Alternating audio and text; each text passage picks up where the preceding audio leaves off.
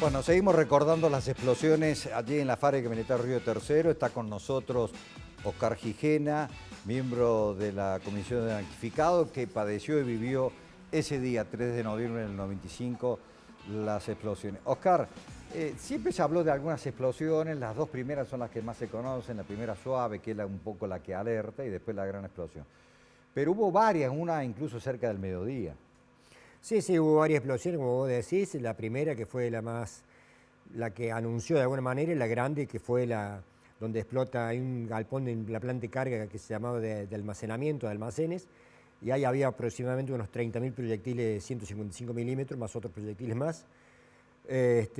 Bueno, sí, y después en el medio hubo otras explosiones más chicas, pero hubo 4 o 5 horas de explosiones permanentes, y donde proyectiles de 60 milímetros, por ejemplo, abuela o de pájaro, línea aérea se llamaba, cayeron a 4 o 5 kilómetros, por ejemplo, en Barrio Mañasco, una canchita de fútbol.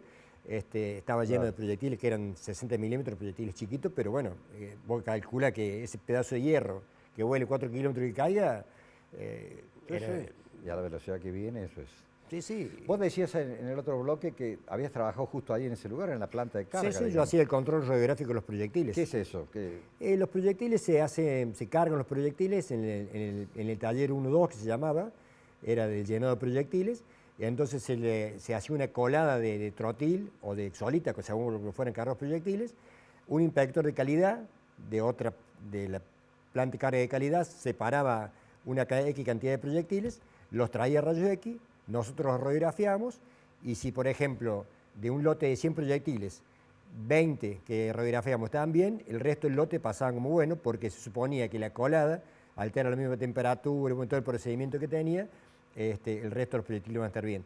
Entonces eso se hacía porque en una época, allá por el año 80-81, hubo un tiro, estaban haciendo práctica de tiro con los cañones en Tucumán, y explota un proyectil antes de salir del cañón. Y ahí muere, no me acuerdo si un soldado y un cabo o un sargento, bueno, y a partir de ahí se empiezan a exigir los rayos gamma. Hacen radiografía a lo que sería la cápsula, digamos. A lo que sería la carga. Punta. La punta, digamos, para porque que si en la carga aparecían muchos poros, los poros son cavidades, aire, o si había fisura, había posibilidad de que si esos dos panes que quedaban separados por esa fisura, podía haber un contacto y explotar, como había ocurrido en Tucumán. Bueno, vos sabés que estábamos nosotros haciendo la cobertura y al aire, cuando de pronto, y vas a ver las imágenes cómo los periodistas se cubren detrás de un patrullero, porque se produce una detonación enorme también, con una onda expansiva impresionante que nos movió a todos, en plena comunicación. Estaba Nelva Manera también, precisamente en ese momento.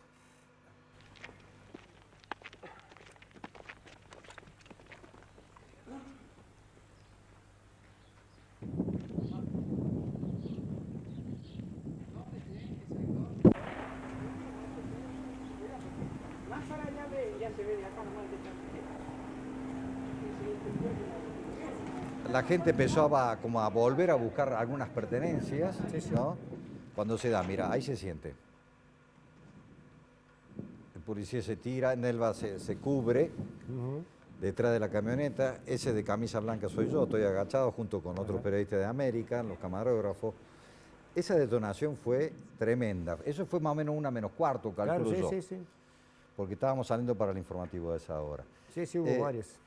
¿Vos qué hiciste a partir de ahí? ¿Le pudiste encontrar a tu hermana? No, a mi cuñada no, ya había ido mi suegro con mi suegra, la habían rescatado de ellos, y bueno, después mi suegro era camionero, y bueno, yo me puse, le digo a mi suegro, che, bueno, pongamos el camión a disposición de Defensa Civil, así que pusimos el camión a disposición de Defensa Civil, y fuimos a buscar gente en la zona, personas ahí en la zona de la zona roja, que se le llamó, claro. En Barrio de Escuela, en Barrio de Violeta, y bueno, y cargábamos gente en el camión y lo llevábamos para el lado de Villa Escazú y Utancache. Me hiciste acordar zona roja, porque la zona roja se decretó como a las 8 de la noche después de la conferencia de prensa del presidente. Hasta ese entonces, todos los periodistas podíamos caminar y ir por esa zona.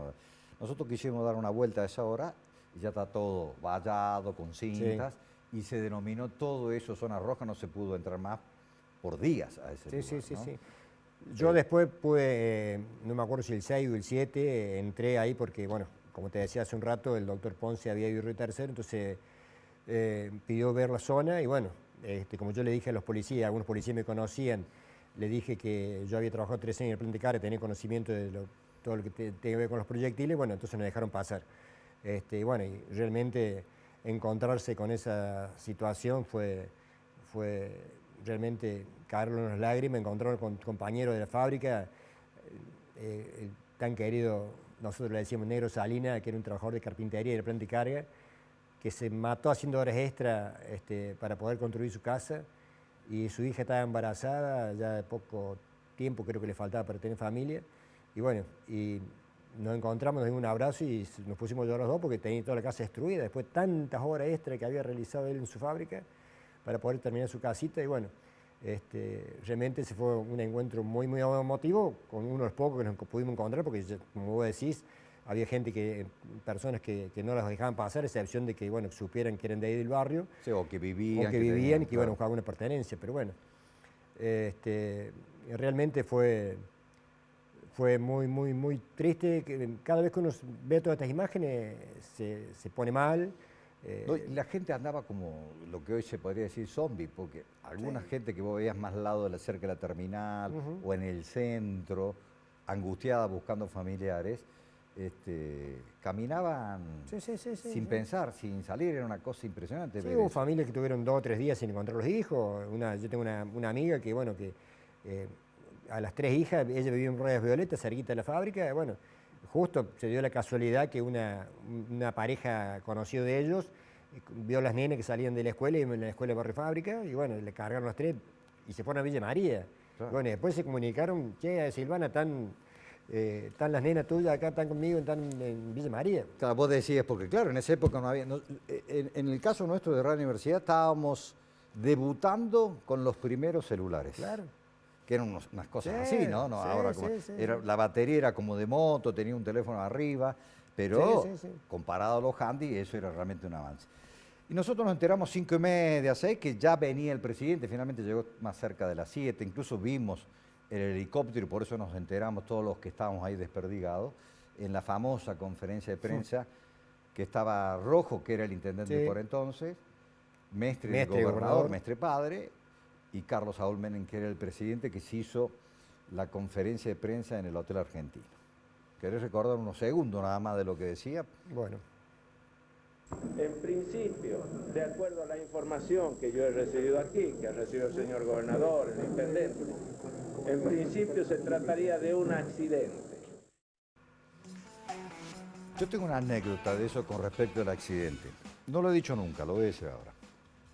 Como yo cubría gobierno, cuando se bajan del helicóptero y entran en un auto después al hotel, yo le pregunto al gobernador, pero esas cosas para entablar una conversación, sin pensarla, le pregunto al gobernador Mestre, ¿es un atentado?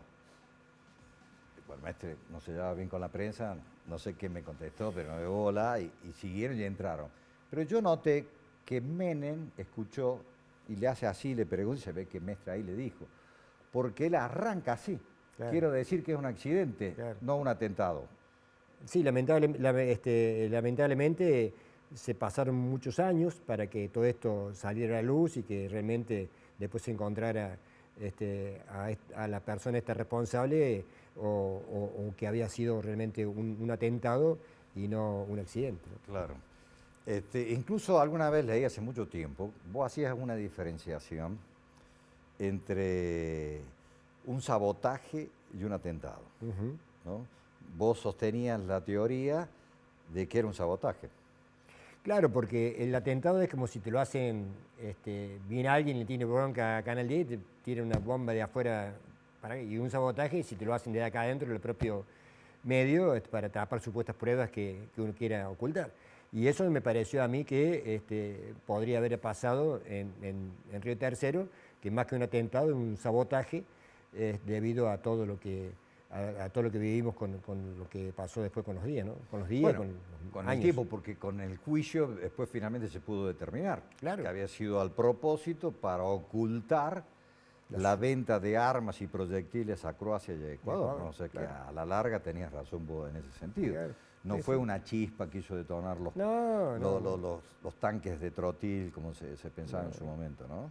Sí, no, y ahora que dijiste tanque, bueno, otro también de los milagros de suerte fue que cuando uno de los proyectiles grandes de los 155 milímetros, que eso que te decía yo que pesan 42, 44 kilos, pegó en un tanque de la planta química y por suerte que no se expandió, no se rompió, que si no era Se le sumaba otra tragedia, ¿no?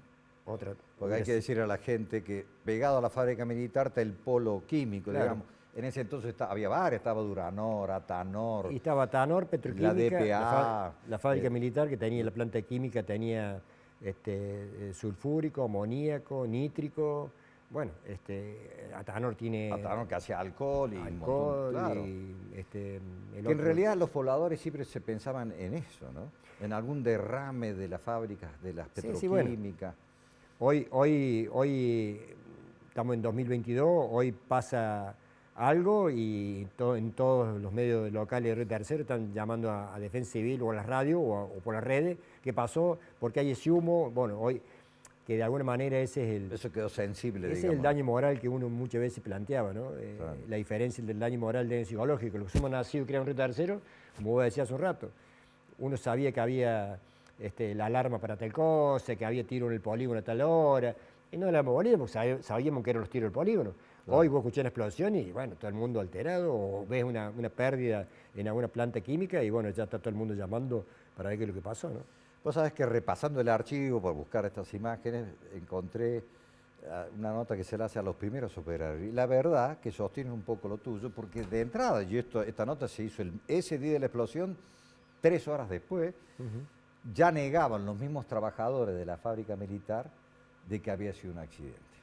Fíjate.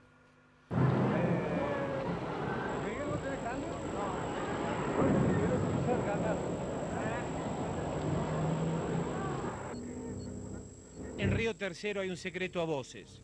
Muchos empleados y ex empleados de la fábrica se enriquecieron con la venta ilegal de armas a Croacia.